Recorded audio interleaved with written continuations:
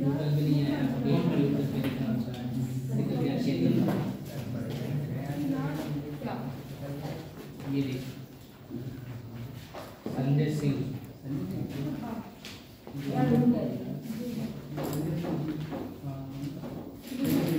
संजय सिंह को लगा है टीवी का दिलाता है। हाँ बोर्ड के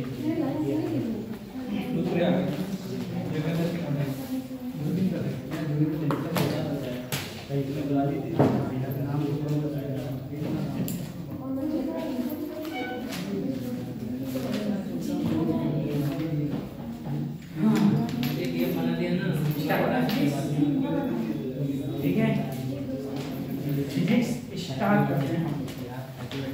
जब कल जो हमने पढ़ा था, पावर फैक्टर के बारे में, ठीक है। पावर फैक्टर का फार्मूला जो था वो था cos फाई, और सबको पता था पावर फैक्टर, सबको पता है कौन, सबको ये भी पता है सर जेड मेरा इम्पीडेंस होता है जो कि XL - XC का whole square plus R square. ये LCR सर्किट के लिए होता है, ये LCR सर्किट के लिए होता है। किसके लिए होता है? LCR सर्किट के लिए ये होता है जेड, ठीक। उसके बाद में अगर ये सिर्फ LR सर्किट होता, कौन सा सर्किट होता? LR। तो क्या होता? Under root XL square plus R square, यही तो होता। अगर ये सिर्फ RC सर्किट होता तो क्या होता? हाँ, ये हम बहुत अच्छे से पढ़ सके। अब मैंने कल कोई तुम्हारा P एवरेज का फार्मूला भी लिखवाया, IRMS BRMS R cos phi, यही था। cos फाई जहां पावर फैक्टर था, मैंने कहा था अगर मेरे सर्किट में सिर्फ और सिर्फ रेजिस्टेंस हो, सिर्फ क्या हो? रेजिस्टेंस। बोले समझे, अगर मैं इसको लिखना चाहूं तो मैं ऐसे भी लिख सकता हूं I/√2 I0/√2 B0/√2 into cos phi. अगर मैं लिखना चाहूं तो I0 B0/2 into cos phi में ऐसे भी लिख सकता हूं। यस सर, ठीक है। कैसे लिख सकता हूं? I0 B0/2 cos फाई, अपन ऐसे भी लिख सकते हैं। ठीक है सर, IRMS हो गया, ये BRMS हो गया, ये cos फाई हो गया, हम लोग ऐसे भी लिख सकते हैं। अगर मैंने कहा था मेरे सर्किट में सिर्फ और सिर्फ रेजिस्टेंस है, सिर्फ रेजिस्टेंस है, ठीक है, तो जो P एवरेज का फार्मूला होता था, इस कंडीशन में फाई की वैल्यू 0 डिग्री होती थी। अगर फाई की वैल्यू 0 है तो cos फाई क्या हो जाएगा? cos 0 1 हो जाएगा। तो जो सिर्फ मेरी पावर बची थी वो I0 B0/2, ये cos फाई cos 0 क्या हो गया था? 1 हो गया। अगर सिर्फ कैपेसिटर होता सर्किट में, सिर्फ कैपेसिटर, तो फाई की वैल्यू 90 डिग्री थी और cos 90 की वैल्यू 0 डिग्री होती है। उस कंडीशन में पूरा P एवरेज क्या हो जाता है? 0 हो जाता, ठीक है। सही। अगर सिर्फ इंडक्टर है, सिर्फ क्या है? इंडक्टर। इंडक्टर के केस में भी फाई की वैल्यू 90 डिग्री होती है, जहां पर पूरा P एवरेज फिर से क्या हो जाता है? 0, ठीक है। अगर मेरा RC सर्किट है, RC, तो ये सब ऐसे ही रहेगा, cos फाई की जगह R/Z और Z में सिर्फ XC square plus R square का मतलब यही तो रहता। ये सब चीजें आप लोगों ने, हम लोगों ने पढ़ी, ठीक है। ये सारी चीज पढ़ी थी। P एवरेज के बारे में हमने पढ़ा था।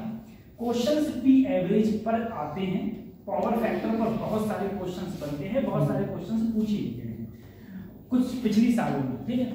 सही। उसके बाद में हम लोगों ने पढ़ा था इन सब के बाद, अच्छा हमने पढ़ा था सर, उसके बाद ट्रांसफार्मर पढ़ा था, ठीक है।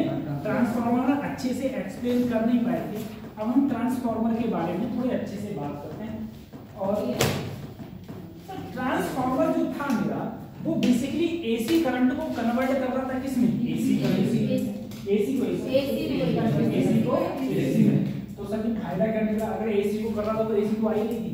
बस ये है ट्रांसफार्मर हाई वोल्टेज को लो वोल्टेज या लो वोल्टेज को हाई वोल्टेज कन्वर्ट करने का काम करता है, हम उसे ट्रांसफार्मर बोलते हैं, सिंपल सी बात। सर ट्रांसफार्मर में मैंने तुमसे कहा था, मैंने कुछ ऐसे सर्किट बनाया था, ठीक है। ऐसे ट्रांसफार्मर हमारे गांव में लगे हुए हैं, हमारे गांव में हर गांव में लगे हुए हैं,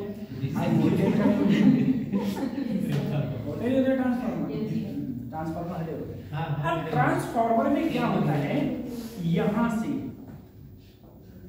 ऐसे ये इनपुट और इधर से ये आउटपुट, ये आउटपुट,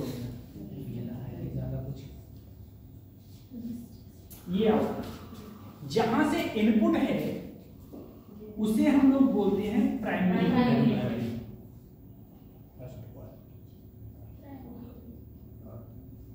और जहां आउटपुट है उसे हम लोग बोलते हैं सेकेंडरी कॉइल। ठीक है, प्राइमरी में जितने नंबर ऑफ टर्न्स हैं उसे बोलते हैं एनपी, सेकेंडरी में जितने हैं उसे बोलते हैं number of turns in secondary coil, NP मतलब number of turns in primary coil.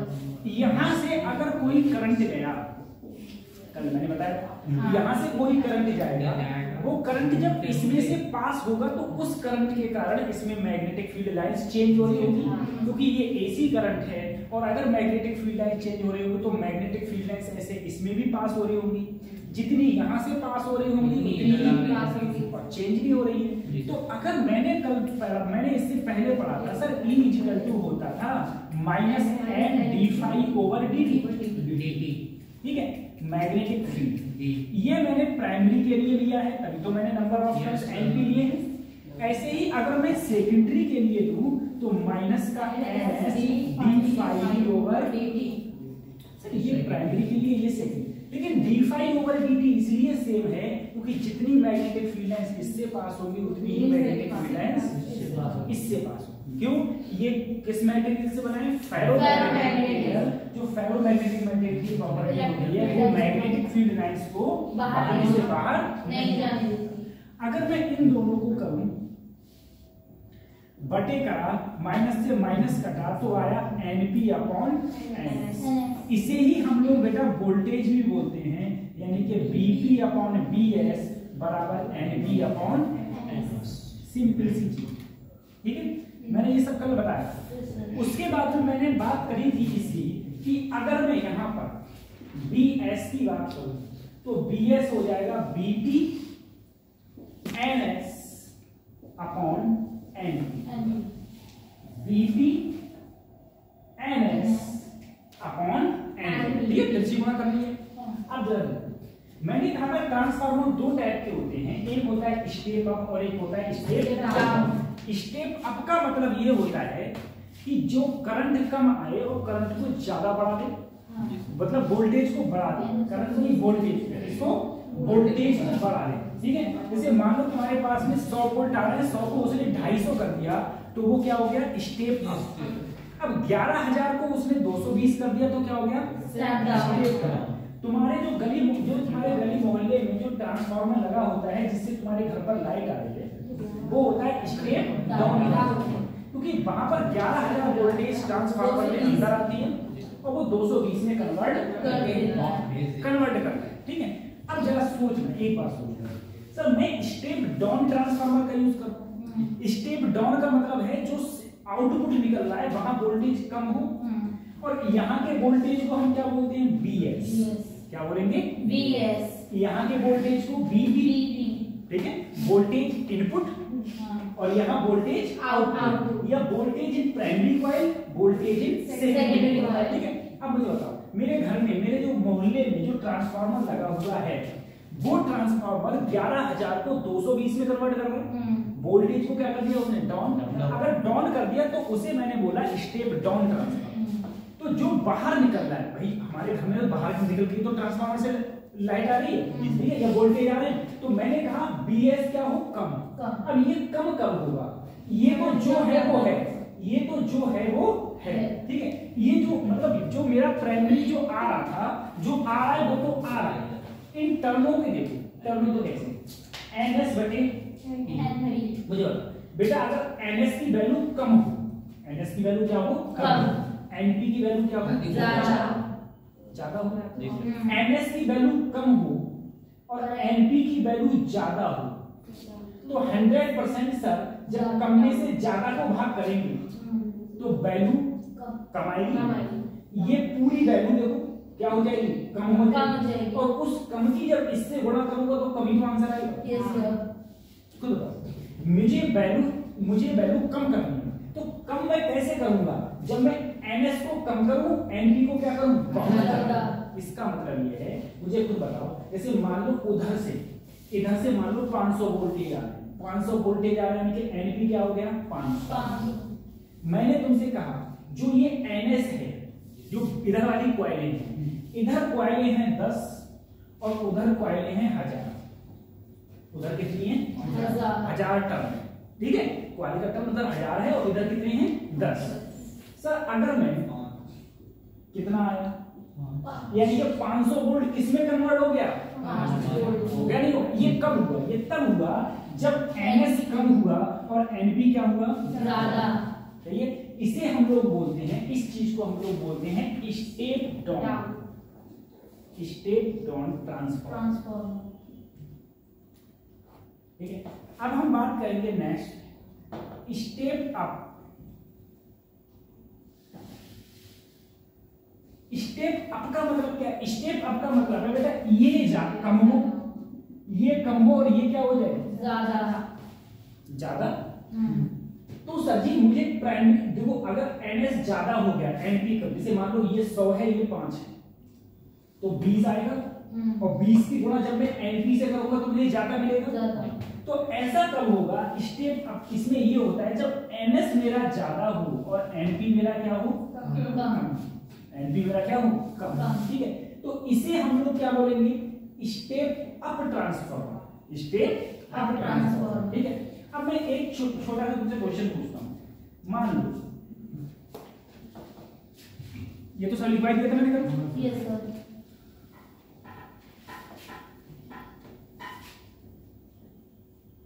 मेरे पास एक ट्रांसफॉर्मर है, ऐसे ओनली पूछ रहा हूं क्वेश्चन कर लीजिए।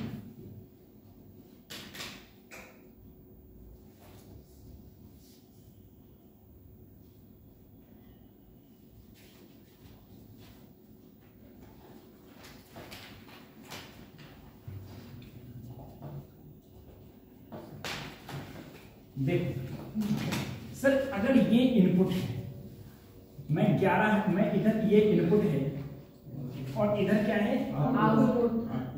सही है सर, इनपुट ये आउटपुट। मैंने क्या किया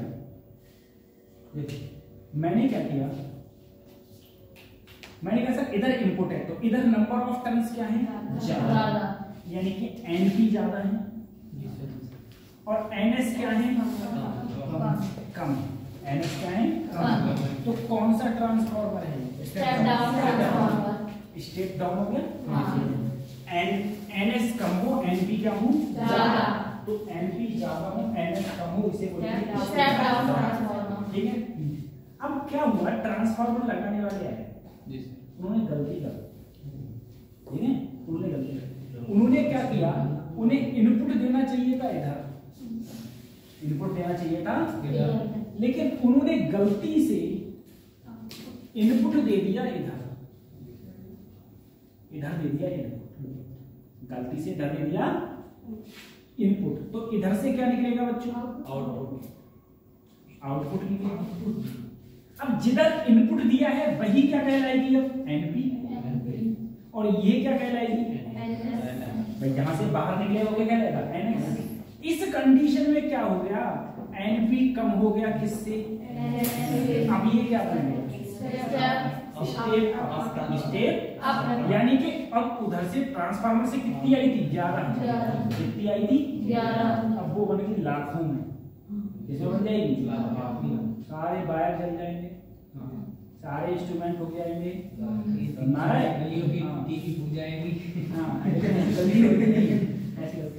टीवी नहीं भुगते हुए बताएं क्यों नहीं भुगती है, नहीं है चौक पहले भुग जाती थी।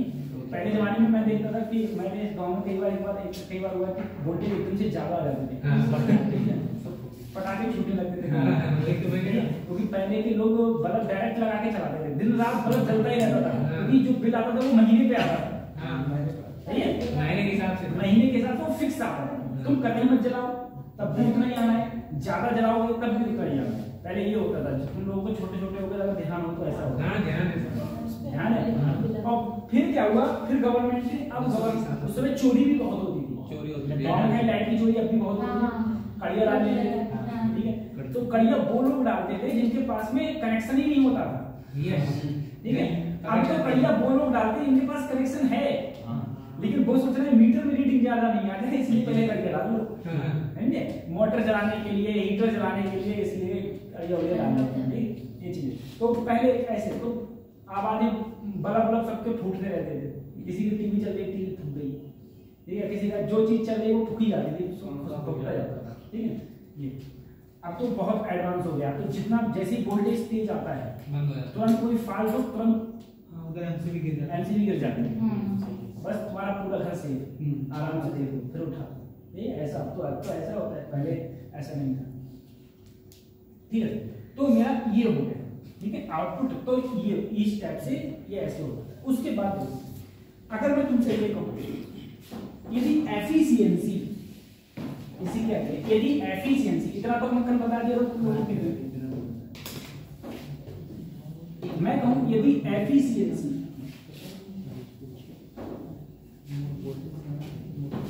100%, एफिशिएंसी कितनी है 100%, ठीक है। हालांकि एफिशिएंसी 100% होती, एफिशिएंसी अगर 100% हो तो एफिशिएंसी का फार्मूला क्या होता है, output power upon input power गुणा 100, आउटपुट पावर बटे इनपुट पावर गुणा 100। अगर एफिशिएंसी 100% होगी, 100% होगी, अगर एफिशिएंसी बच्चों 100% होगी तो इसका मतलब 100% का मतलब हो गया 100 ही तो हो गया, 100 है। और यहां पर P output upon P input गुणा 100 से 100 कटा तो यहाँ क्या आया 1, तो ये आया आउटपुट बटे इनपुट। अगर मैं क्रॉस मल्टीप्लिकेशन करूं तो P आउटपुट किसके बराबर होगा, P इनपुट के बराबर। अगर एफिशिएंसी 100% है तो P आउटपुट किसके बराबर होगा, P इनपुट। अब मुझे बताओ पावर का फार्मूला P = BI क्या होता था, BI। अगर मैं आउटपुट के लिए कहूं, मैं जानता हूं P = तो BI होता है सर, मैं कहा ठीक है। अगर मैं आउटपुट में सेक S होता था तो करंट भी क्या होगा, S। करंट क्या होगा, आउटपुट के लिए S लगाते थे, इनपुट के लिए बेटा P लगाते हैं, तो BP और इधर क्या होगा IP, यही तो होगा BP और क्या हो जाएगा IP हो जाएगा, ठीक है। अच्छा इससे पहले मैंने उसमें अच्छा पहले ये लिखवाया, ठीक है। अगर मैं इसको नीचे लेता हूं तो BP ऐसे ही नीचे ले गया BS, ये है IS और यहाँ क्या है I। अब मैं जानता हूं कि BP बटे BS किसके बराबर है, IS बटे I, ठीक है। और इससे पहले ही मैंने लिखवाया है क्या कि BP बटे BS बराबर NP अपॉन NS। अब देखो BP बटे BS को अगर हम लिखना चाहें तो IS बटे IP भी लिख सकते हैं, ठीक है। IS बटे IP भी हम लिख सकते हैं, ठीक है। ये हो तो यहां पर आके तुम्हारा ट्रांसफार्मर खत्म, ठीक है। अब इसके क्वेश्चंस करेंगे ट्रांसफार्मर के, फिर आगे बढ़ेंगे।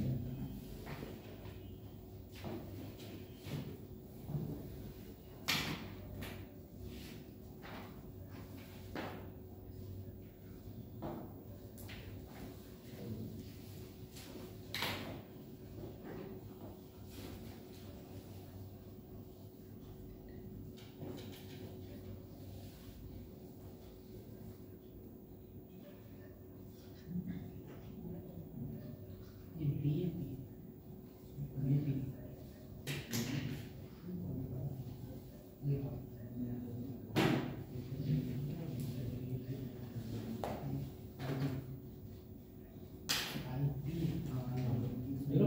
नहीं कर रहे हैं, इनसे ले लो तो सारी जान निकाल। इसकी जान निकालना। देखो इधर इडली तिल रखे हुए दुकान किराया दे देना। और कितने का है? बता दिया। यस ये क्वेश्चन लिखना। बोलिए sir. In a transformer, in a transformer,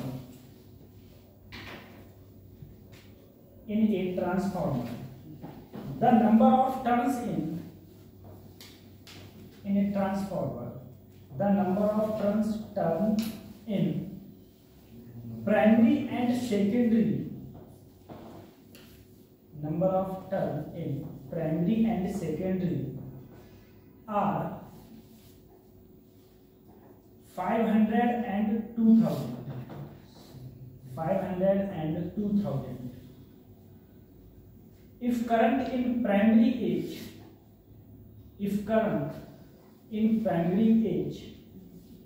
48 ampere, 48 ampere. The current in the secondary age,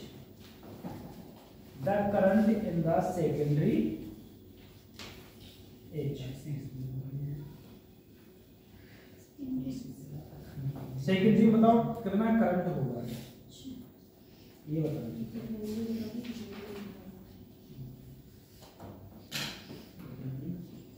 secondary बताओ, सेकेंडरी में कितना होगा? सिंपल क्वेश्चन है कभी।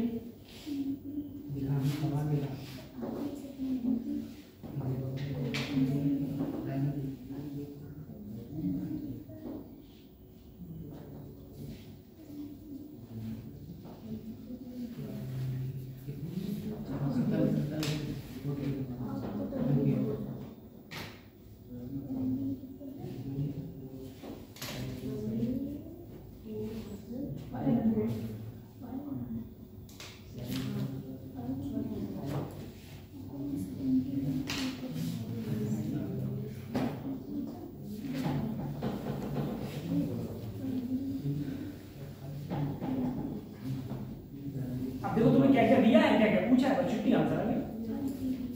वेरी सिंपल क्वेश्चन है।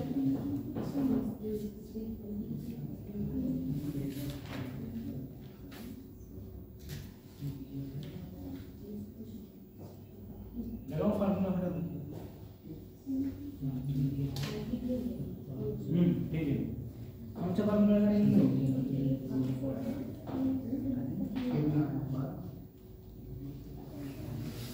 नहीं आई क्या? आयो दिमाग को भी चल रहा है। देखो इसमें क्या है, सबसे पहले देखो तुम्हें टर्न दे रखे हैं ना, प्राइमरी के 500 यानी कि एनपी 500, सेकेंडरी के 2000। तो मैं अगर एनपी अपॉन एनएस बराबर जानता हूं आईएस अपॉन आईपी। देखो NP upon NS IS upon IP, यही तो दे रखे हैं मुझे। अब इसमें क्या है, तुमसे सेकेंडरी कॉइल का करंट ही तो पूछा है, तो आईएस बराबर NP upon NS into IP. NP कितना है? 500। एनएस 2000 और ये कितना दिया है? 48। कितना आ गया? 12 एम्पियर। कितना आ गया? 12 एम्पियर। बस आ गया, ये आ गया, यही आंसर है। 12 एम्पियर आंसर हो गया। ऐसे क्वेश्चन। और अगर ज्यादा हार्ड करेगा क्वेश्चन को इसमें, अब देखो बेटा, अगर इसमें मैंने तुम्हें एनपी एनएस दे रखा था और तुमसे आईएस पूछा था, आईपी दे रखा था, अगर इसी क्वेश्चन को मैं मान लो बीपी बीएस दे रखा होता और एनएस दे रखा होता, तुमसे क्या पूछता? एनपी। तो तुम्हें एनपी की वैल्यू मुझे बतानी होती कि एनपी की वैल्यू क्या होगी। सही है, इस टाइप से क्वेश्चन ज्यादा प्रोबेबिलिटी रहती है इसी टाइप के क्वेश्चन को पूछने। उसके बाद अगला क्वेश्चन है, a step down transformer, a step down transformer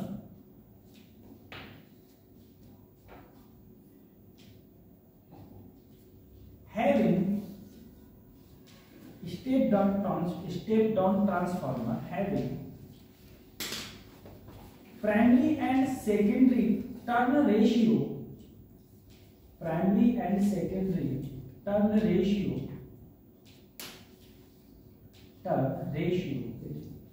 10:1.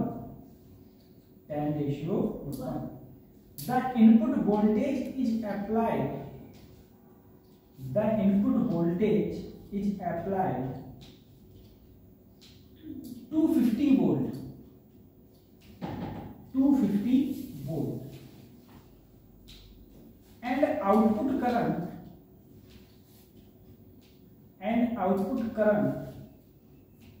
10 ampere.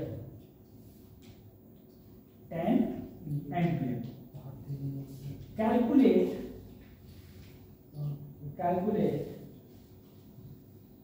voltage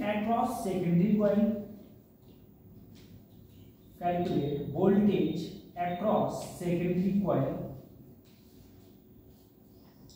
second number पे लिखना है इसी में current in primary coil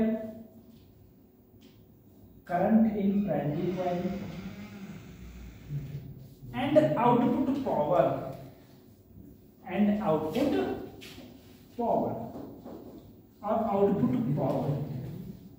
if efficiency is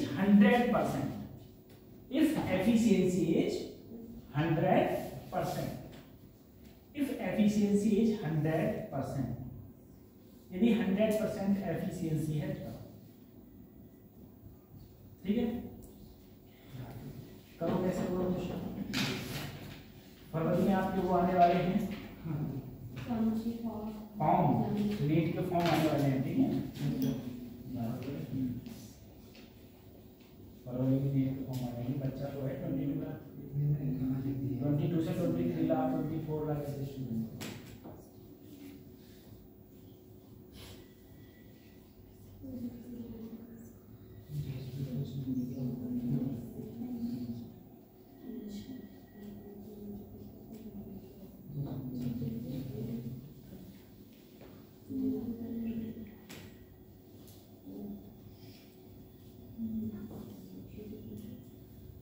सबसे पहले देखो किसी क्वेश्चन को करने से पहले ये देखा करो हमें दिया क्या क्या है ठीक है।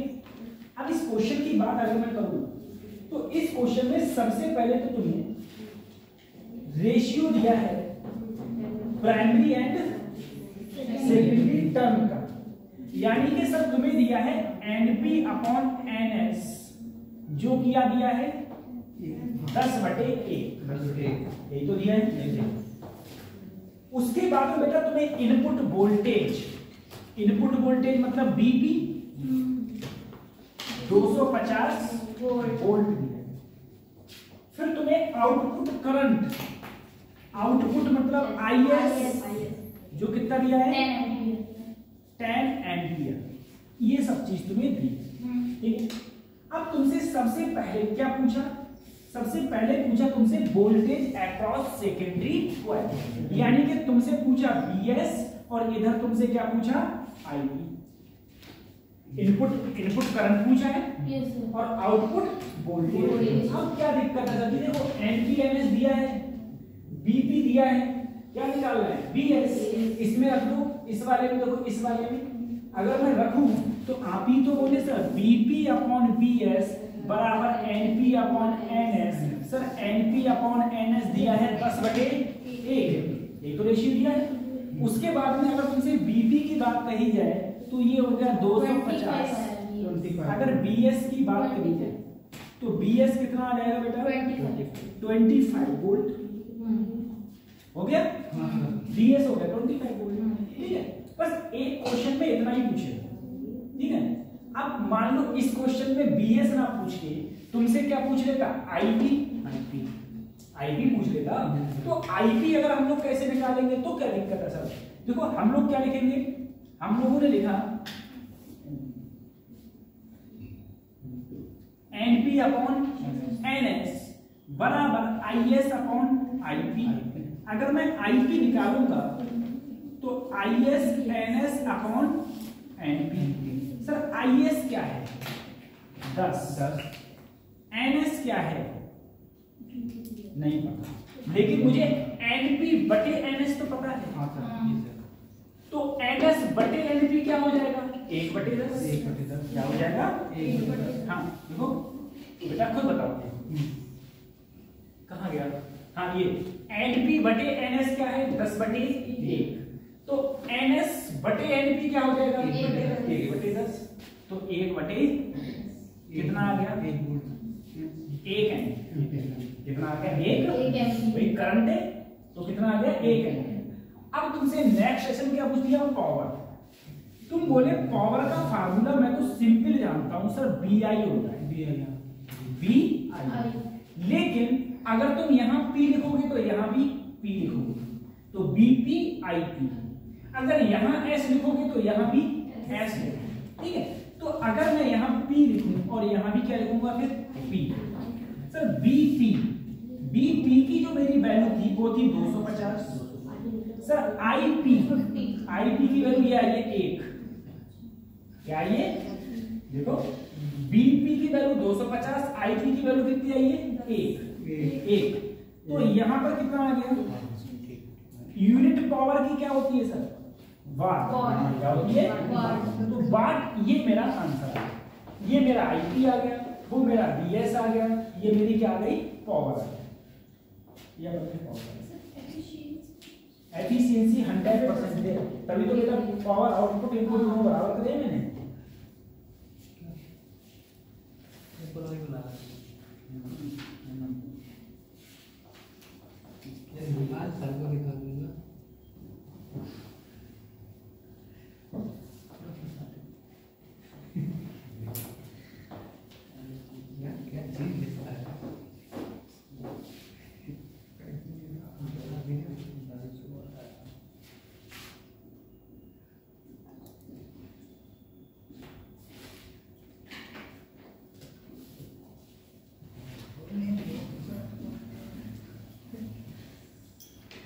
वाट लेस करंट,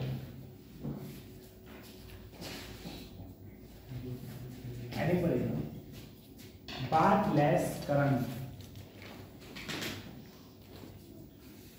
पेपर तुम्हारे चीता का पेन तो नहीं है, अभी अभी अभी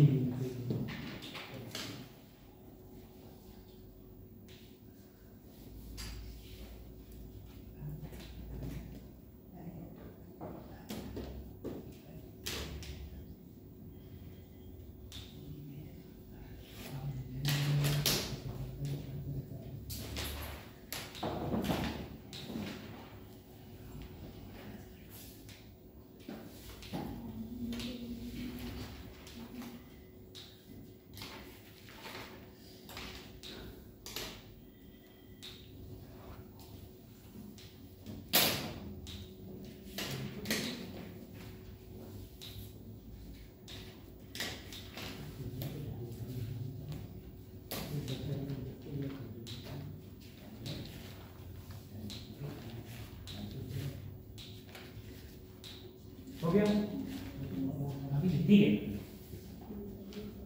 अब देखो मैं अगर बात करूं सर वाट लेस करंट, सबसे पहले ये सोचो सर वाट मतलब क्या होता है पावर,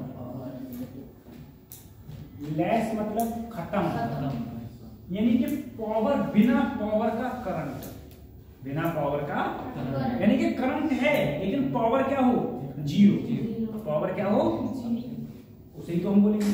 अब तुम बोले हमने तो सर जो पावर का फार्मूला सुना है वो आप ही बोले थे IRMS BRMS इनटू कॉस। बताओ करंट हो लेकिन पावर जीरो कहां होगी जब फाई की वैल्यू क्या हो 90, क्या हो 90, और फाई की वैल्यू 90 होती है या तो कैपेसिटर हो सिर्फ या फिर क्या हो इंडक्टर। तो वहां पर करंट हो तब भी पावर क्या होगी जीरो, तो उसको हम लोग क्या बोलेंगे वाट लेस करंट। मतलब करंट है लेकिन पावर नहीं है, पावर नहीं। इसमें लिखा the current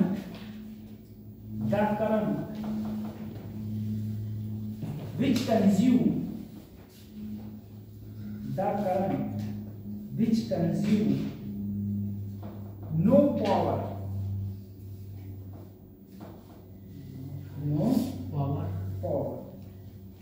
called Bartlett's current या फिर आइडल करंट,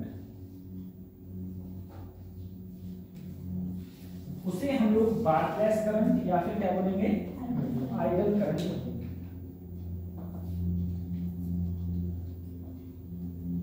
लिखना,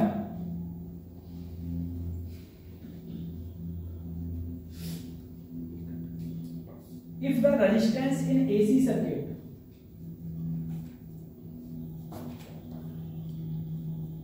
if the current in AC circuit if the resistance in AC circuit is zero,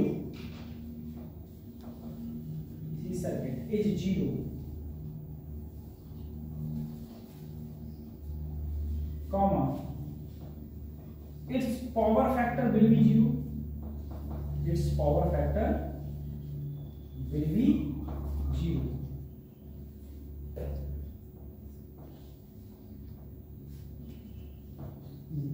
then average power remains zero,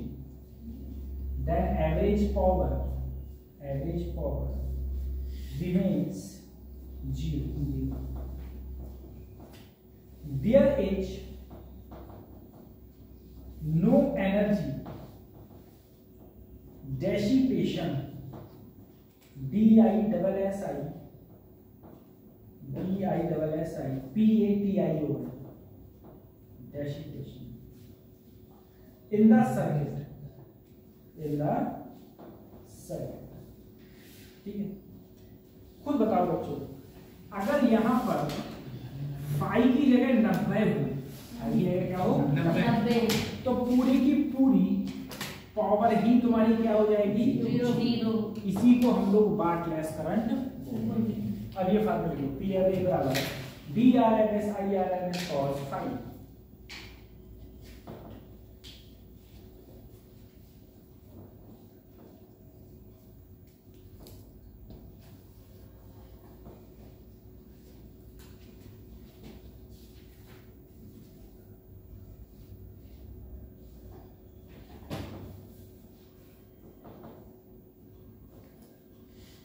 ठीक है,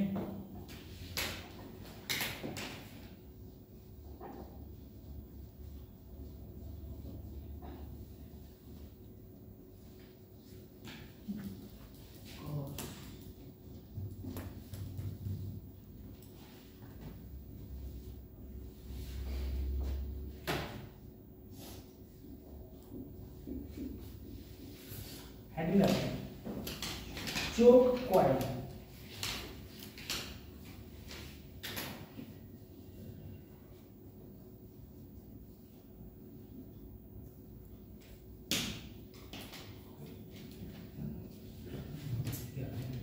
choke coil,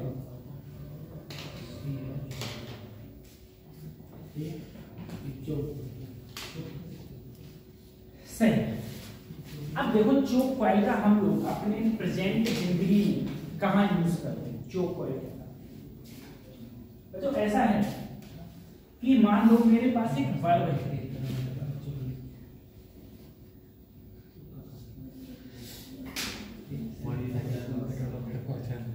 मान लो मेरे पास एक देखो एक बल्ब है, ठीक।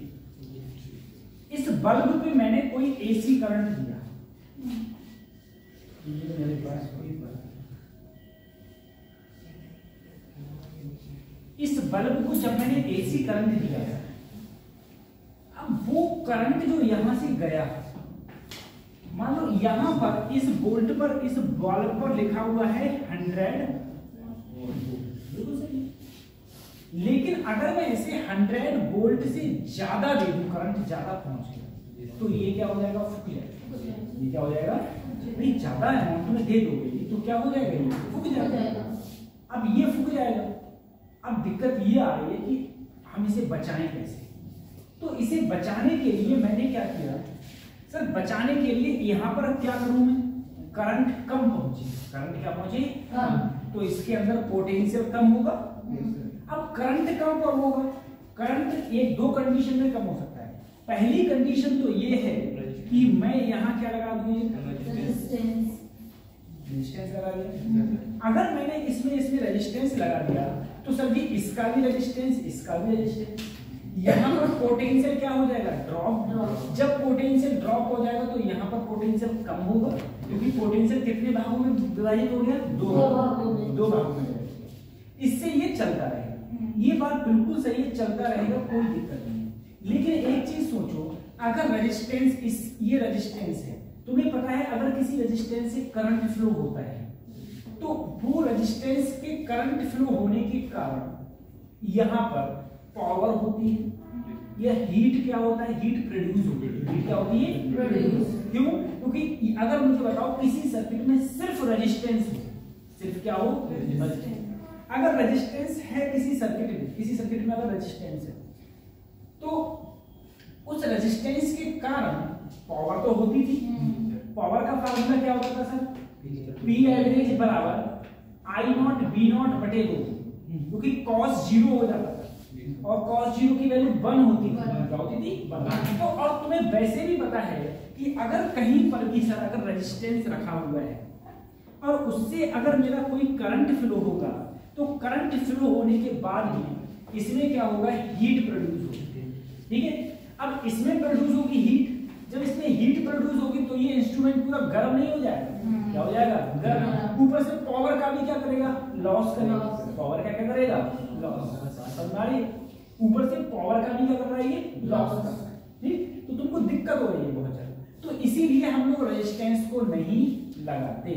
वैसे रेजिस्टेंस को लगा सकते हैं, लेकिन रेजिस्टेंस को लगाएंगे तो हीट प्रोड्यूस होगी। अब कोई भी हमने इंस्ट्रूमेंट बनाया है उसमें वो इतना ज्यादा गर्म हो जाए कि उसकी प्लास्टिक ही पिघल जाए तो हमें फायदा करेंगे, ठीक है। फिर तुम लोग सर लोहे का बनाएंगे, लोहे का बनाओगे तो ठंडों में तो ठीक है, गर्मियों में तुम्हारा पूरा कमरा ही गर्म हो जाएगा। तो इसीलिए रेजिस्टेंस का उपयोग हम नहीं करते भाई, हम वो चीज का यूज करते हैं जो हमारे लिए फायदेमंद हो और जिससे हमारे पैसे बचे और जो सस्ता हो, क्या हो, सस्ता।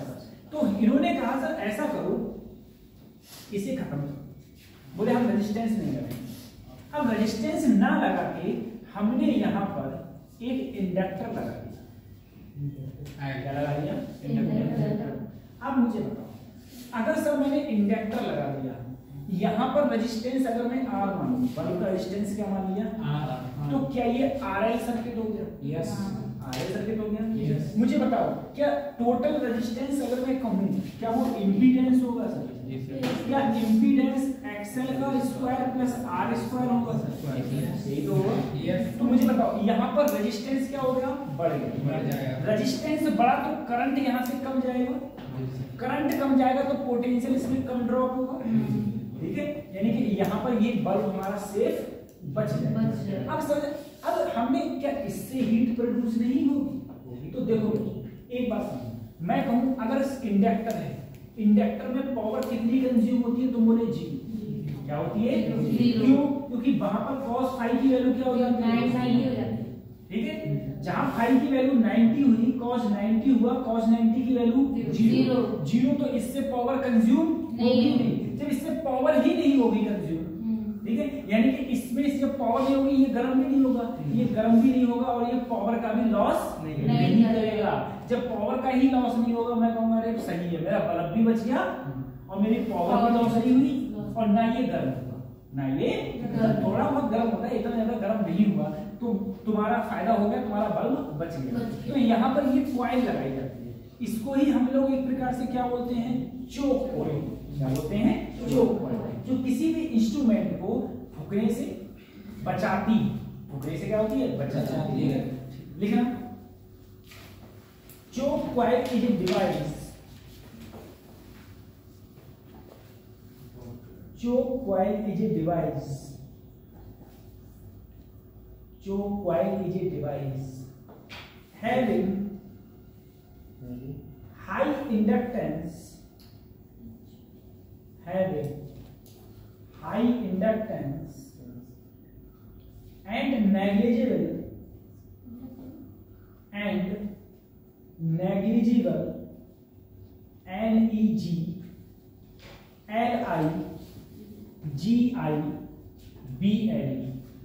and negligible resistance. It is used in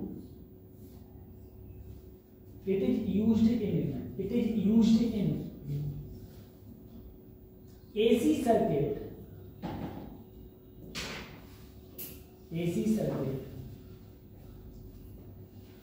for the purpose of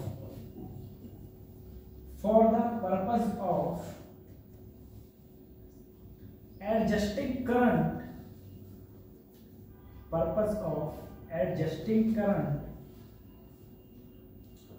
to any required value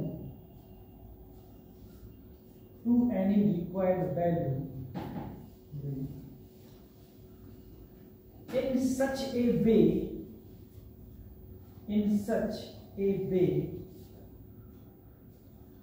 that power loss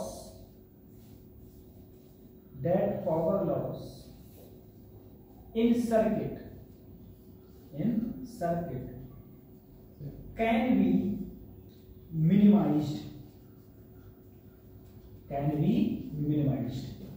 New line से लिखना.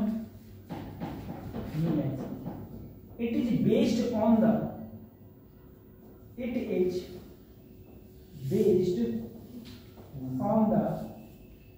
principle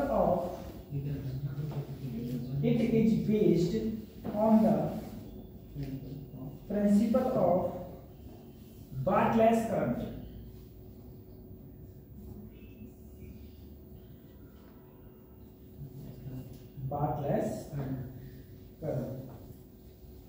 न्यू लाइन से लिखना.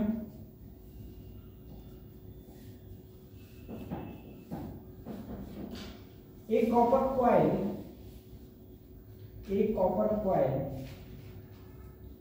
Bound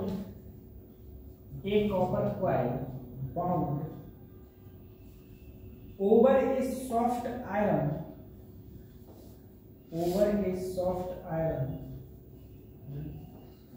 laminated core.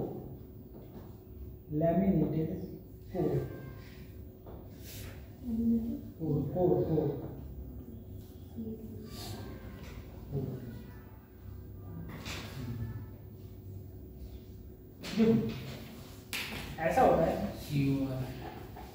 और एक आयरन लिया, ये स्टेप से ऐसे बनी हुई है. ये हाथ का बता जाना है विकास इसका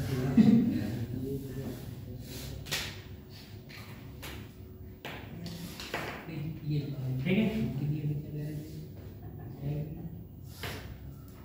ठीक है. मेरी बुला बताती है.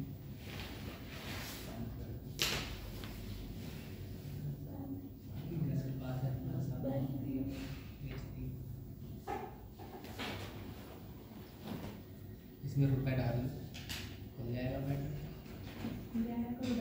ये रुपए मांगता है. ठीक है. ऐसे करंट जाता है, ऐसे करंट आता है. ये आयरन होना चाहिए, ये कॉपर वायर होता है. एक आयरन हो गया, एक कॉपर वायर. Yes sir.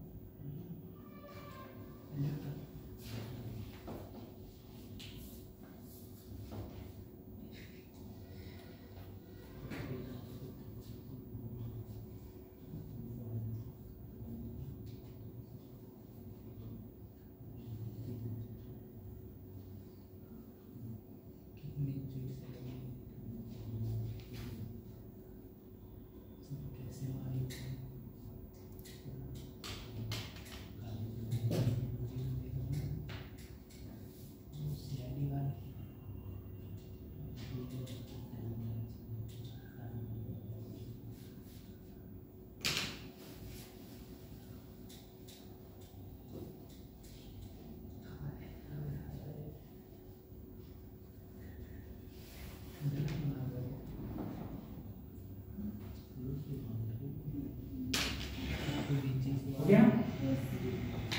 ठीक, क्वेश्चन लिखा। N AC circuit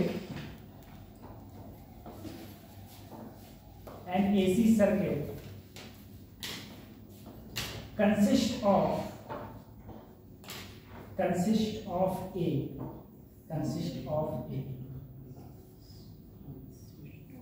220 ohm of A 220 ohm resistance 220 ohm resistance and 0.7 Henry 0.7 Henry choke CHOK. Find the power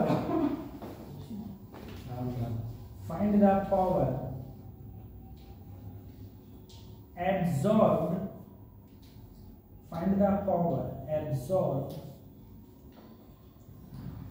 from 220 volt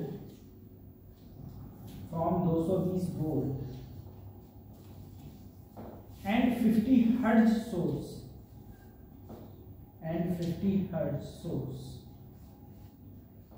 connected in this circuit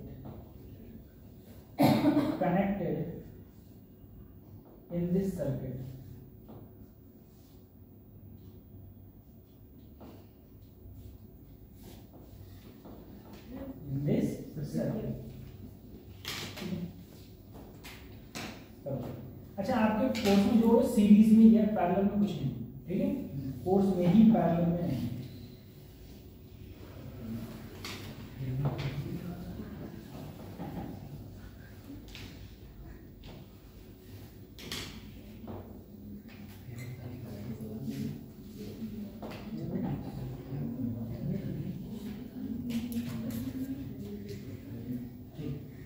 अच्छा question,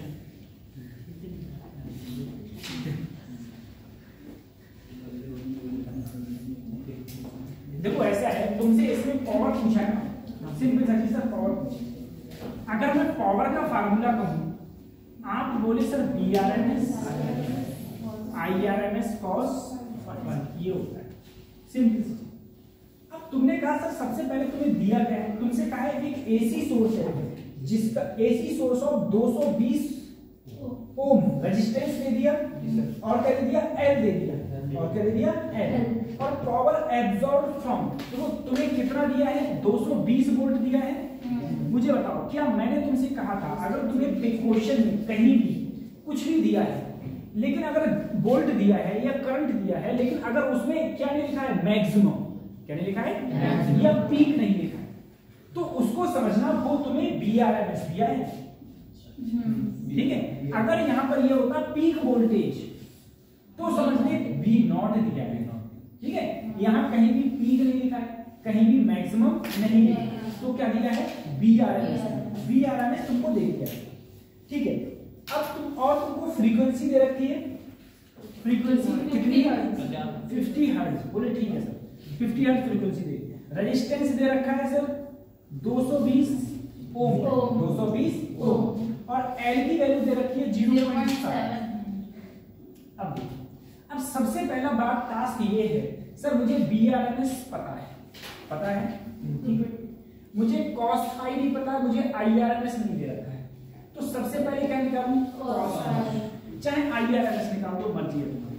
तो cos phi तुम बोले sir R upon क्या होता है, Z। क्या तुम्हें R पता है, पता है?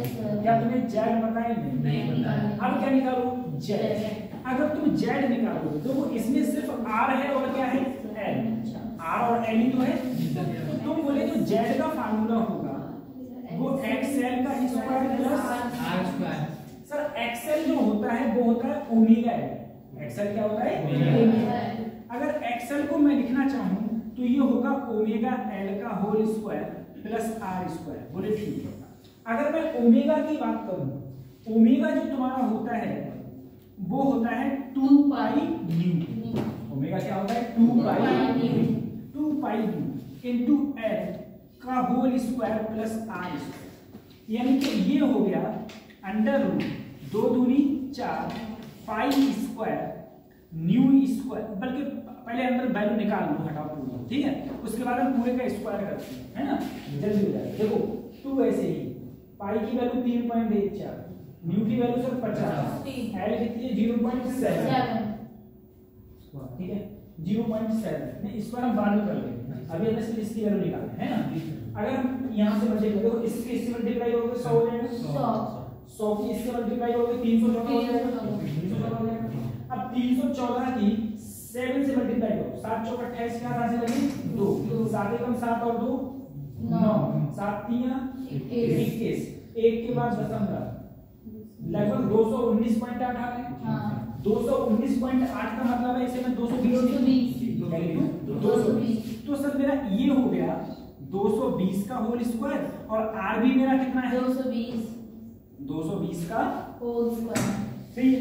अब देखो अगर मैं इसको और करूं तो अंडर रूट 220, ठीक है, ठीक है, तो ऐसा करो 220 का होल स्क्वायर कॉमन ले लो, तो यहाँ 1 प्लस 1 क्या हो गया 2, और ये स्क्वायर जब अंडर रूट से बाहर आ गया तो आया 220 अंडर रूट 2, ठीक है। इन मैंने इधर 220 स्क्वायर कॉमन लिया, तो यहाँ भी 1 बचा और यहाँ भी 1 बचा, 112 हो गया, और 220 का स्क्वायर जब अंडर रूट से बाहर आया तो 220, और यहाँ पर अंदर रह गया अंडर रूट 2। ये मेरी फाइनल वैल्यू किसकी आई सर z। अब जल्दी से सर cos फाई निकालो, बोले cos फाई बराबर क्या है r अपॉन z, r की वैल्यू कितनी है सर 220, z की वैल्यू आई 220 अंडर रूट 3, आंसर कितना आया 1 बाई अंडर रूट 2 cos 45। अब तो मेरी पावर फैक्टर आ गया है, क्या पाया है पावर फैक्टर, बस समझ आ रही, पावर फैक्टर मेरा अब आ गया। अब मुझे सभी चलो cos फाई पता चल गया, एक से तो निश्चय हुआ है। अब मेरा क्या दिया है IRMS, अरे अब क्या निकालें IRMS कैसे निकालें, कोई बताएगा सर जी IRMS कैसे निकालें? IRMS मैं इससे पहले बता चुका हूँ कल तुमको। देखो ऐसा सर मैंने अगर I निकालना है, तुम्हें पता है I बराबर क्या होता है B अपॉन R, ठीक तो होता है। अगर I नॉट होता तो यहाँ B नॉट होता, यहाँ RMS है तो यहाँ भी RMS है, और दोनों का मिला के रेजिस्टेंस क्या है Z। अगर मैं B RMS की बात करूं तो वो मेरा कितना था सर 220, और मेरा Z कितना है सर 220 अंडर रूट 2, Z ही तो आया, तो Z भी आया मेरा 220 अंडर रूट 2, तो IRMS मेरा आया 1/√2। अब तो दिक्कत नहीं है ना, अब हो जाएगा। तो देखो पावर निकालूं अगर मैं तो BRMS जो मेरी वैल्यू थी वो 220 दे रही, IRMS मैंने ये निकाल लिया इनटू cos फाई की वैल्यू क्या है 1/√2, ठीक है। यहाँ पर मैंने 220 ऊपर और नीचे 2 हो गया 110 वाट, 110 क्या इतना बड़ा क्वेश्चन है कभी नहीं आएगा, ठीक है। लेकिन क्या यहाँ तक आ सकता है, आ सकता है, यहाँ तक आ सकता है, ठीक है, यहाँ तक आ सकता है। तो ये बड़ा करके क्वेश्चन बता दिया गया है, क्वेश्चन छोटा ही रहेगा।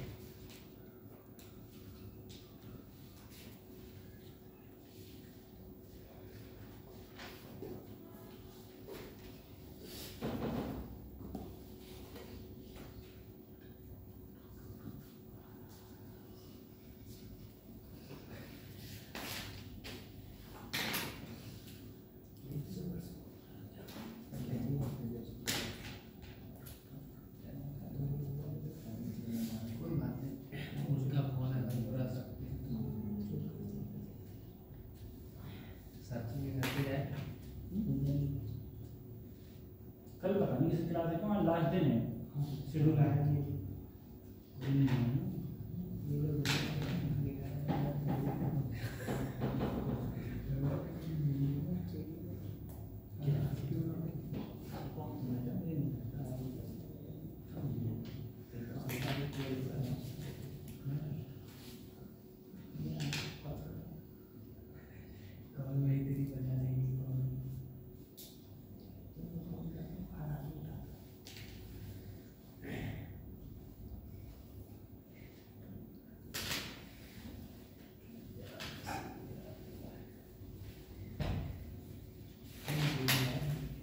बता लिया, ठीक है। अगला नंबर एसी जनरेटर।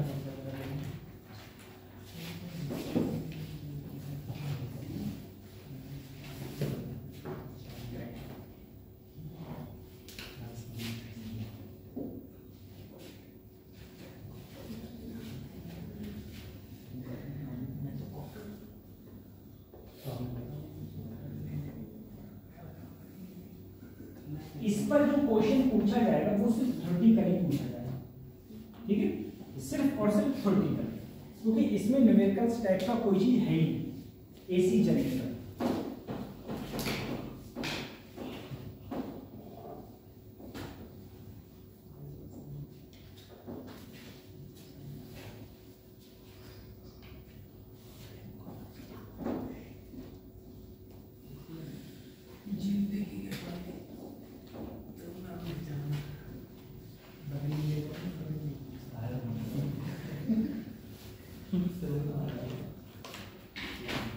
ठीक है।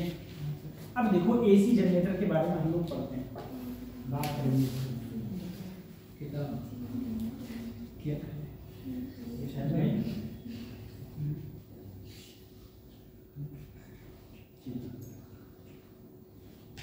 एक कॉपी भर दी हम लोगों की फिजिक्स में, अभी नहीं भरी सर, कवर करी तब अभी गई नहीं सर भरी सर, एक है बहुत पहले भर गई। बहुत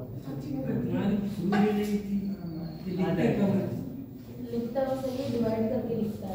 वही यार ये नाम लिखूंगा पूरा। देखो ऐसा है सही है सर, ऐसा समझो आपको, हम लोगों ने जनरेटर देखा है, ठीक है।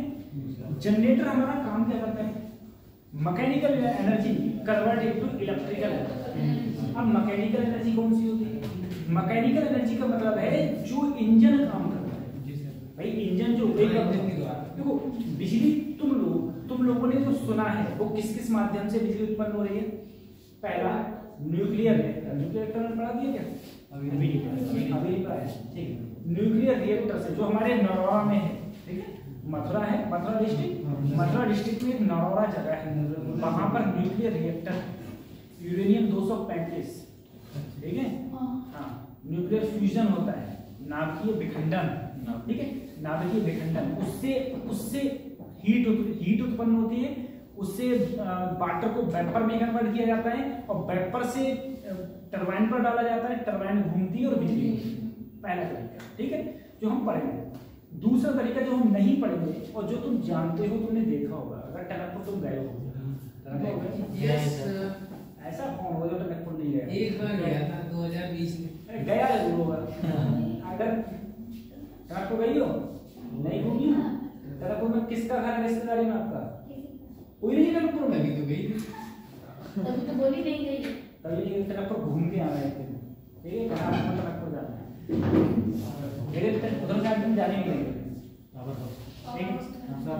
पावर हाउस है। देखो एक बात है, तुम देखना, हाँ, लेकिन तुम बस खाली वो जो वो है ना, वो ये पुल है वहां पर, तो पुल से इधर को पार करो तो नेपाल पहुंच जाते हैं, ठीक है, इधर पार करो तो नेपाल है, इधर पार करो इंडिया है। वो जो पुल की लास्ट बाउंड्री है ना, लास्ट बाउंड्री, अगर आप कभी मैप में देखो, जो वो पुल की लास्ट बाउंड्री है वही बॉर्डर है, वही बॉर्डर है, ठीक है, उसके उधर पार नेपाल है, इधर पार इंडिया है। लेकिन तुम लोगों को फील इसलिए नहीं होता है क्योंकि वहां पर आने जाने में तुम ऐसे ही होता है जैसे तुम पीलीभीत में एक वीजा नहीं होता, कोई पूछता ही नहीं है ना कोई आधार कार्ड देखते ना पूछता है कौन तुम कौन नहीं, अगर इधर जाओ तो उधर जाओ, कोई मतलब नहीं किसी को, इसलिए हम लोग को एग्जैक्ट नहीं पता है। लेकिन अगर यही बॉर्डर पाकिस्तान तरीका होता, ठीक है, पहले पूरी चेकिंग होती, उसके बाद में पर्पस पूछा जाता, उसके बाद तुझे निगाह रखी जाती, तब तुम्हें लगता हाँ बॉर्डर है, ये चीज है।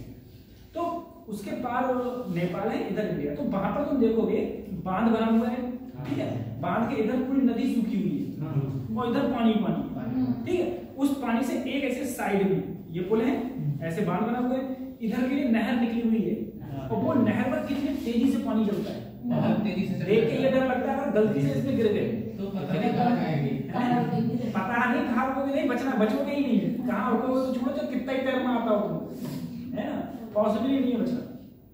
तो ये चीज है, तो तुमने हम देखो वो पानी सीधे जा रहा है, वो पानी पे देखो होता क्या है, वो पानी बहुत ऊपर से लाया जाता है, ठीक है, और नीचे के लिए लाया जाता है, अब तुम खुद बताओ, अगर तुम किसी पानी को ऊपर से नीचे लाओगे, कोई भी चीज अगर ऊपर रखें तो उसके अंदर पोटेंशियल एनर्जी होती है, और वो पोटेंशियल एनर्जी जब वो नीचे आता है तो potential energy convert into kinetic energy. तो उस जल की गति इतनी ज्यादा हो जाती है, बहुत ज्यादा हो जाती है, ठीक है, बहुत ज्यादा।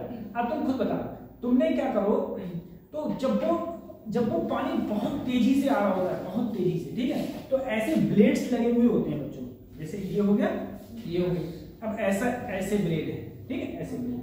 अब जब पानी इस पर धार मारेगा तो ये जाएगा इधर, तब तक ये ब्लेड आ जाता है, फिर इस पर मारेगा, पानी तो कंटिन्यू आ रहा है ना, फिर वो ऐसे ऐसे ये चलता रहेगा, और ऐसे ही चलता रहेगा और ये घूमती रहेगी, और जैसे ही ये घूमेगी, मोटर घूमेगी, तुरंत तुम्हें क्या मिलना स्टार्ट हो जाती है, बिजली बनना स्टार्ट। इसीलिए वहां पर तुम्हें उससे बिजली बनती है।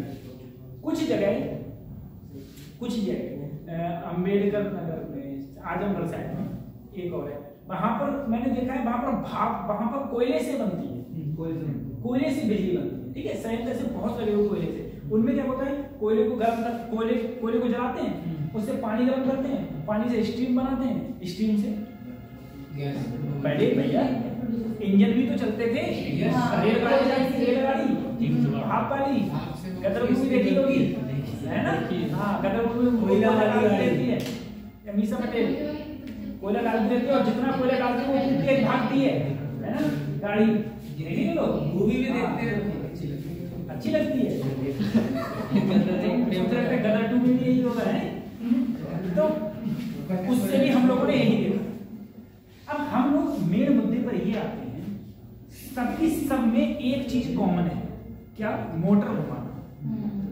सब में एक कॉमन है, मोटर घुमाना। तुम कुछ कर लो और तुम्हारी मोटर नहीं घूमेगी। ऐसे तुमने पवन चक्की देखी है, उसमें भी तो यही होता है, वहां पर भी मोटर घूम रही है, ठीक है, वहां पर भी मोटर घूम रही है। अब क्या हुआ, प्रेमपाल ने वो पीली, क्या बोलते हैं, इससे बिंग्स निकल आते हैं, क्या कहते हैं उसे, कौन सी होती है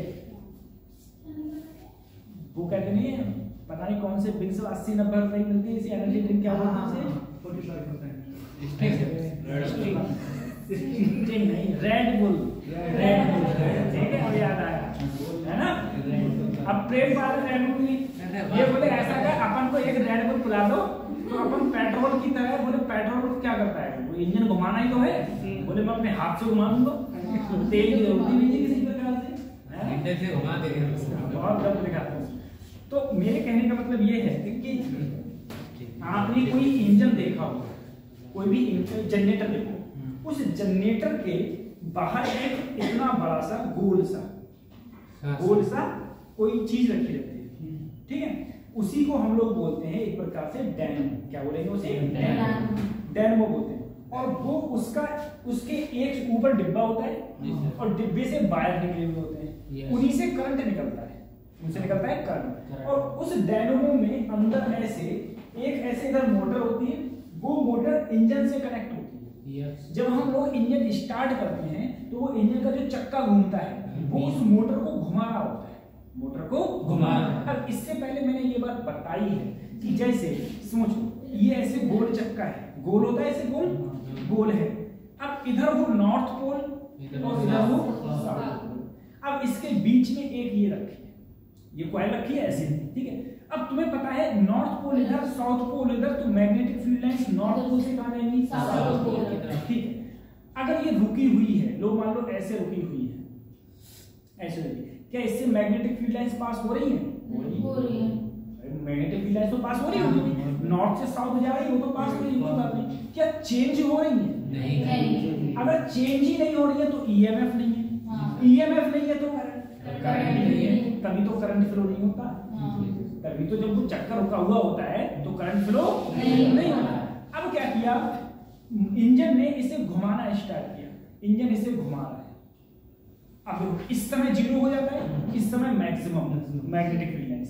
अब मैग्नेटिक फील्ड लाइंस क्या होने लगी, चेंज। और जैसे ही मैग्नेटिक फील्ड लाइंस चेंज हुई, तुरंत की तुरंत क्या फ्लो होने लगा, करंट फ्लो होने लगा, करंट। क्यों? क्योंकि मैग्नेटिक फील्ड लाइंस चेंज हुई तो ईएमएफ हुआ, ईएमएफ होगा तो उससे करंट प्रोड्यूस होता है, ठीक है। अब इसकी कंस्ट्रक्शन क्या है, क्या नहीं है, इससे ज्यादा मतलब को बस थोड़ा सा लिख लो। फोर्स क्या काम करते हैं, क्या काम नहीं करते हैं, लिखना लिखना। एसी जनरेटर लिख दिया, लिख लो। और इसे एक नाम और बोलते हैं AC dynamo, AC dynamo, AC DYNAMO, AC dynamo. इसमें लिखना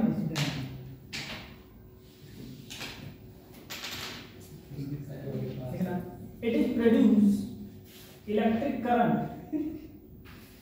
it is produce alternating current लिखना, it is produce alternating current, AC current, alternating current energy, it is produce alternating current energy, alternating current energy from mechanical energy, alternating current energy from mechanical energy, mechanical energy,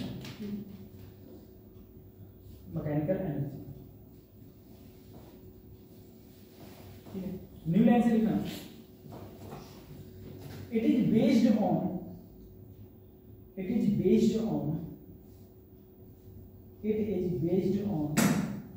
the phenomena of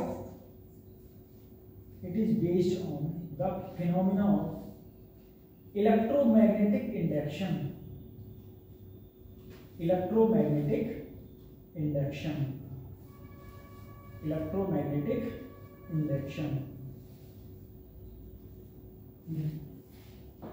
when the amount of magnetic flux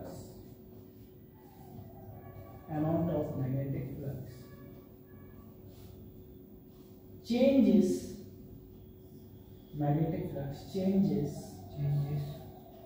and EMF is induced in the coil,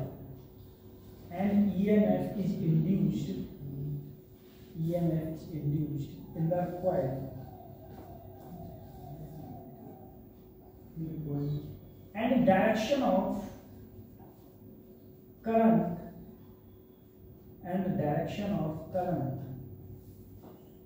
given by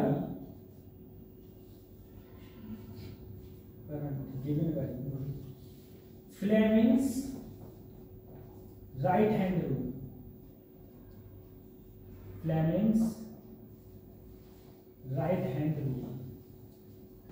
Fleming के right hand rule से हम लोग इसकी direction को देखते हैं।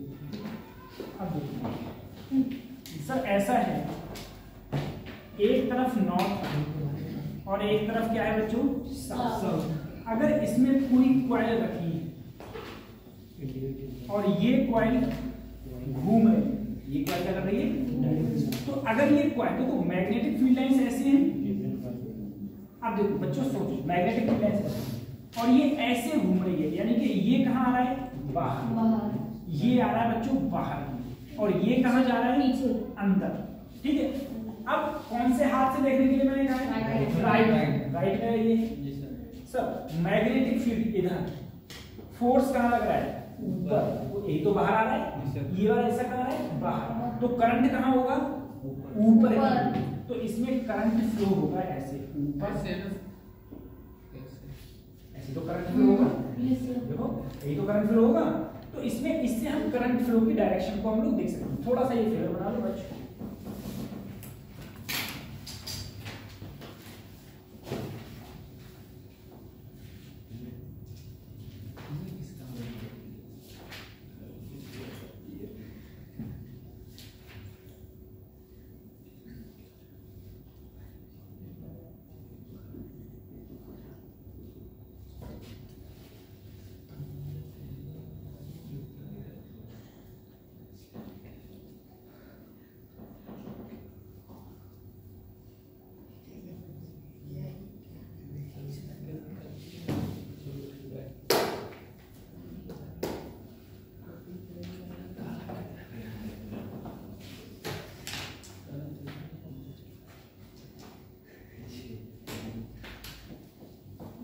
Figure उतारना,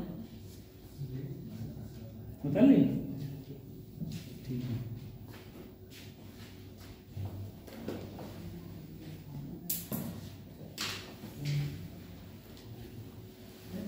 बाकी ये तुम्हारा एसी जनरेटर का एसी जनरेटर इस टाइप से जैसे ऐसे 15 में ही है बड़ा है नहीं बड़ा नहीं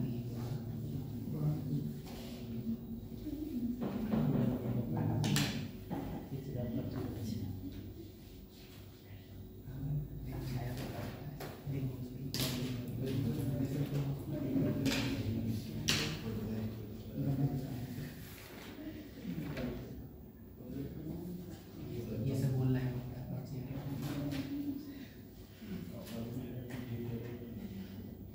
पीली की डालना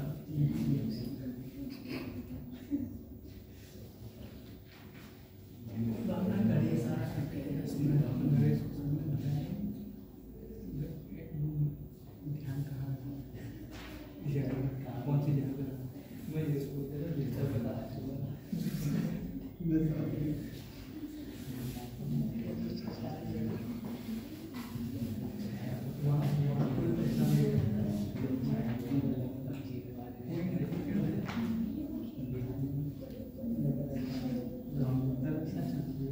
खेती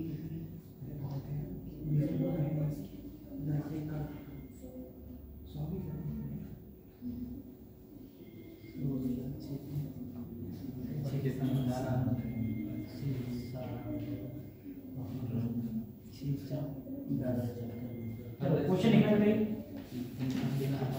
एक transformer question A transformer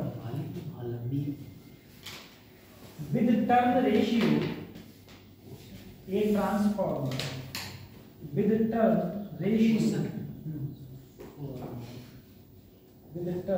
ratio n1 upon n2 is equal to n1 upon n2 is equal to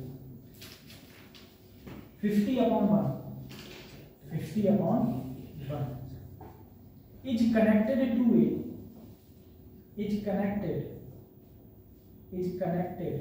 a 120 volt AC supply connected to a 120 volt AC supply.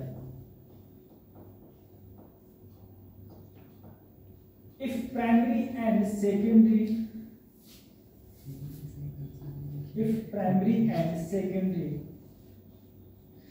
circuit resistance are primary and secondary circuit resistance are 1.5 kilo ohm 1.5 kilo ohm and 1 kilo ohm नहीं and 1 ohm एक है बेटा 1.5 kilo ohm और एक है 1 ठीक 1.5 kilo ohm and 1 then find output power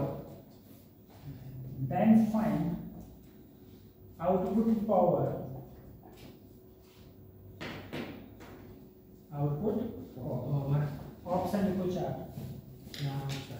A equal to 5.76 bar 5.76 bar B लिखो 11.4 bar 11.4 bar C लिखो 2.89 watt 2.89 watt D लिखो 756 watt 756 watt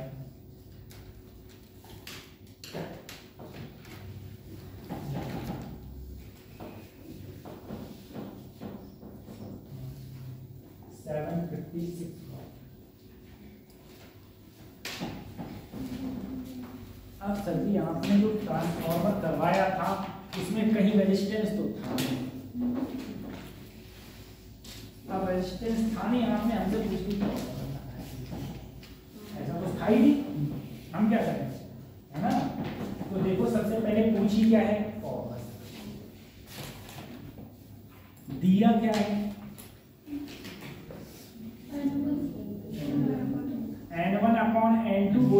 50/A। और क्या दिया बेटा?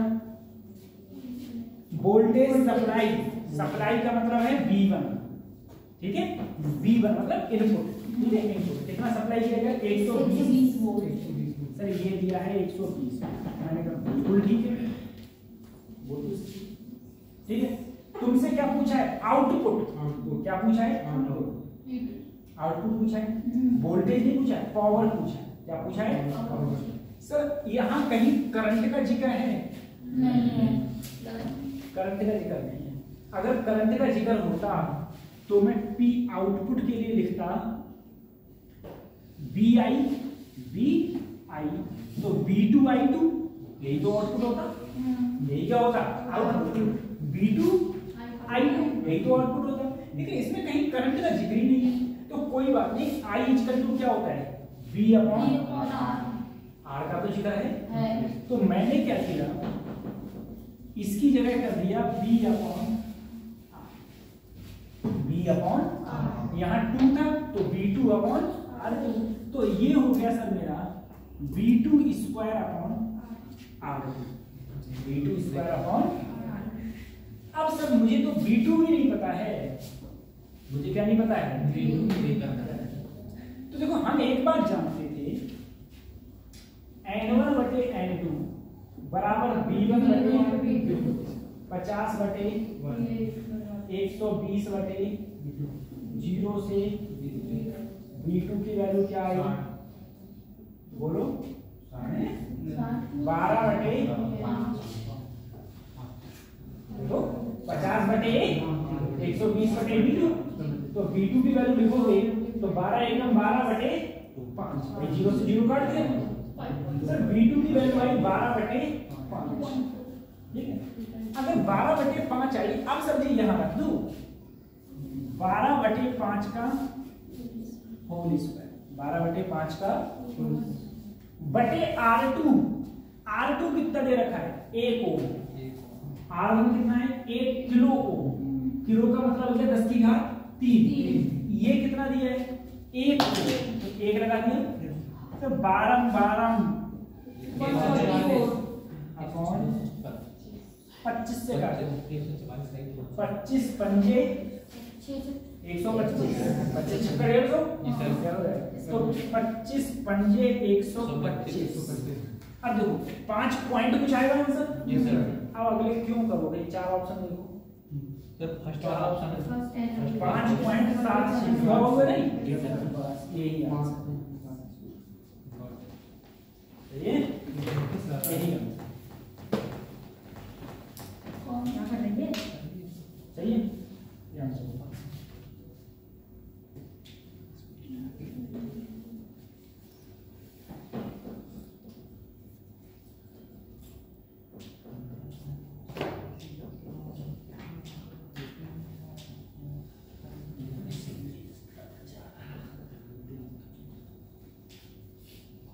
जिसका नंबर आएगा उससे ये करना इसके साथ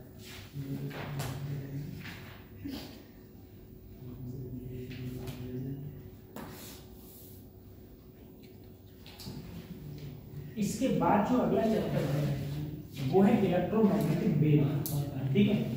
एक क्वेश्चन 100% हो सकता है, उससे 2 ही चलेगा, ठीक है, और सिर्फ 1 दिन का चैप्टर है, 1.5 घंटे का चैप्टर है, ठीक है, 1.5 घंटे में खत्म हो जाएगा। इससे पहले जो चैप्टर है इलेक्ट्रोमैग्नेटिक वेव सिर्फ 1.5 घंटे का चैप्टर है। एक क्वेश्चन इससे आता ही आता है, ठीक है, और क्वेश्चन इसमें 2 भी हो सकते हैं, 2 भी हो सकते हैं। तो अगली क्लास जब भी तुम्हारे पास में शेड्यूल जब आएगा, अभी टाइम नहीं हुआ है, अभी जब शेड्यूल जब अगली साल को अगली क्लास जब आएगा, तो जिस दिन फिजिक्स की क्लास हो, ठीक है, अगर क्लास छोड़ दोगे तो समझ लो 1 क्वेश्चन तो रह गया, और 4 नंबर तो जो कम नहीं होते हैं, 4 नंबर बहुत होती है, बहुत होती है 4 नंबर, 4 जोड़ के तभी तो होगी।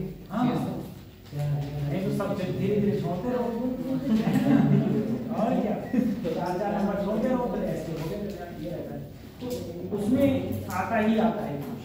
अब सब देखो, मैं कुछ बात करूँ, मेरे पास क्या है, अगर मैं बात करूँ electro EM wave, EM wave का मतलब होता है इलेक्ट्रोमैग्नेटिक।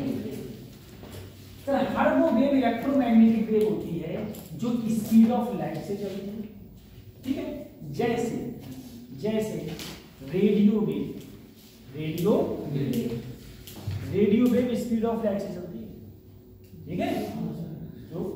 जो मोबाइल में तुम्हारे काम करता है, ये तुम बोल रहे हो, ये ट्रांसफर कर देता है पूरा, ये भी चलती है स्पीड ऑफ लाइट से। कैसे ट्रांसफर कर देता है, पड़ोसी को पता नहीं चलता। गामा रेज, गामा रेज, क्या गामा रेज, वो भी क्या है, रेडियो एक्टिव रेज, ठीक है।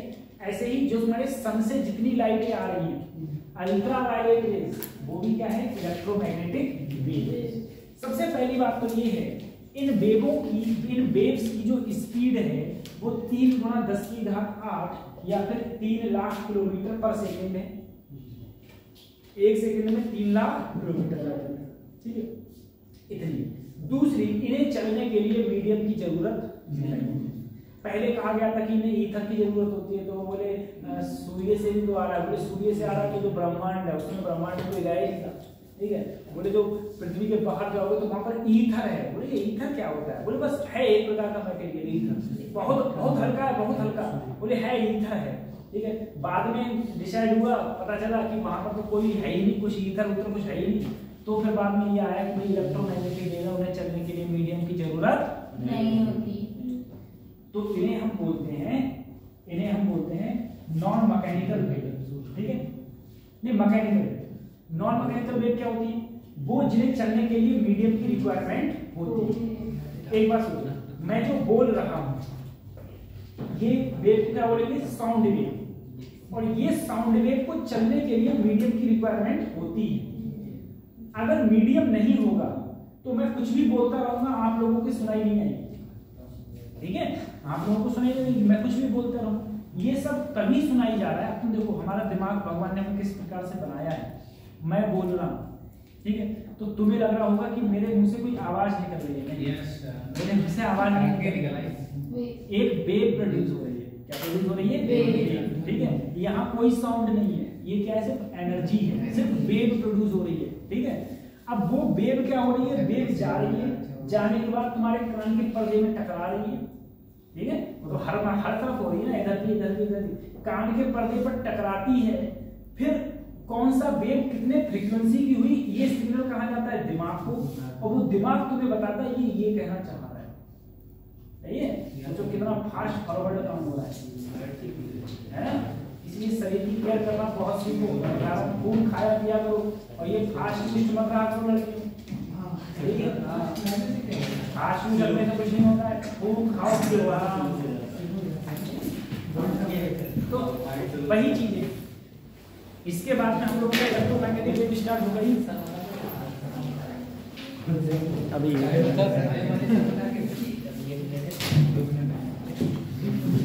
हमारा इलेक्ट्रोमैग्नेटिक वेव स्टार्ट होगा, उसमें हम लोग पढ़ेंगे। तो नेक्स्ट जब भी क्लास हो तो क्लास कब चलेगा, शेड्यूल से आज आ जाएगा, तो आज पता चल जाएगा। आज कौन सा दिन है, बुधवार है,